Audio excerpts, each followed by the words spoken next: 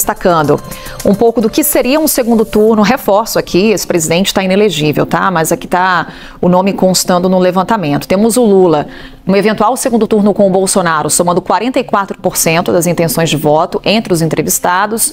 Bolsonaro, 40%. E aí um outro recorte que também mostra essa polarização persistente no Brasil é esse dado aqui.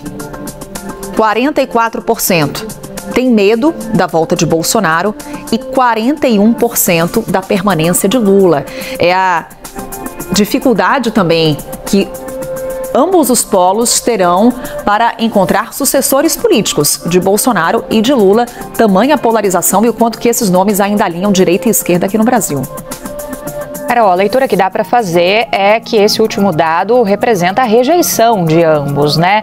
Então a dúvida é, esse eleitor que tem medo da volta de Bolsonaro, mas também não quer a reeleição de Lula, para onde que ele pode caminhar o voto dele?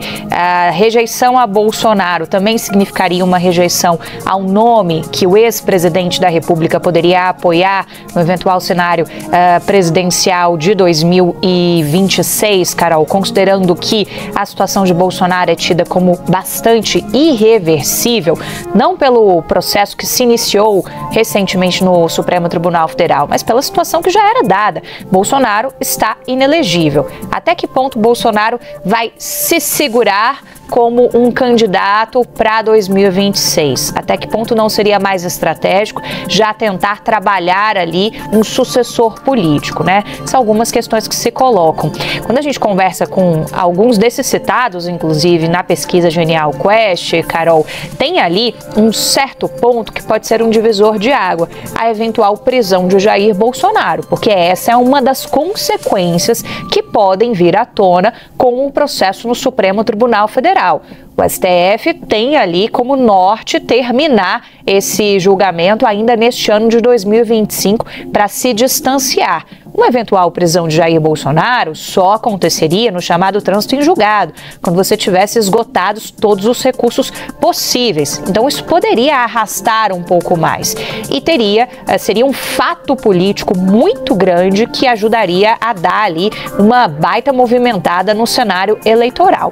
Então são alguns pontos que são colocados, né? A rejeição é um ponto dado em relação ao ex-presidente e ao atual presidente da República. E quando a gente olha os cenários de segundo turno, pensando nessa transferência de capital político, nenhum dos nomes ainda consegue fazer jus ao atual ocupante do Palácio do Planalto. A Quest mapeou vários cenários, Carol. Cenário 1, ainda colocando Jair Bolsonaro como candidato. Ainda assim, Lula sai na frente com 44% versus 40% de Jair Bolsonaro. É um placar apertado? Com toda certeza. Estamos muito longe da eleição para dizer que seria eventualmente um placar, se Bolsonaro de fato pudesse disputar um placar que se materializaria nas urnas, com toda certeza também. O que a gente tem é o retrato do hoje, né? As pesquisas, elas mostram ali um pouco do que está no imaginário do brasileiro na data do hoje. Só que aí, quando a gente olha outros cenários,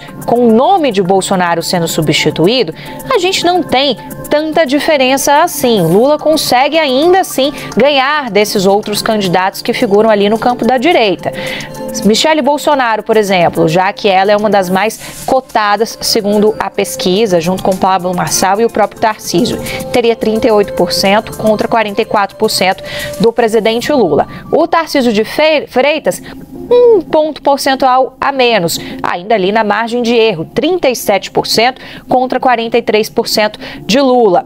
Ratinho Júnior, que chama a atenção, esses 9% que ele conseguiu nesse mapeamento ali da transferência de voto de um candidato da direita, é interessante, porque ele larga na frente dos outros governadores. Num eventual cenário de segundo turno, ele aparece com 35% contra 42% de Jair Bolsonaro. Então você tem ali uma mistureba ainda na cabeça do brasileiro em relação a esses nomes da direita, essa pulverização que hoje acaba não contribuindo porque mostra ali uma divisão do voto desse eleitor. Ratinho Júnior é um ponto que eu destacaria com toda certeza nesse mapeamento feito. Ele consegue se descolar dos outros governadores mais alinhados à direita e consegue ali mostrar um pouco de potencial, que é algo que já está se materializando em falas públicas dele, Carol.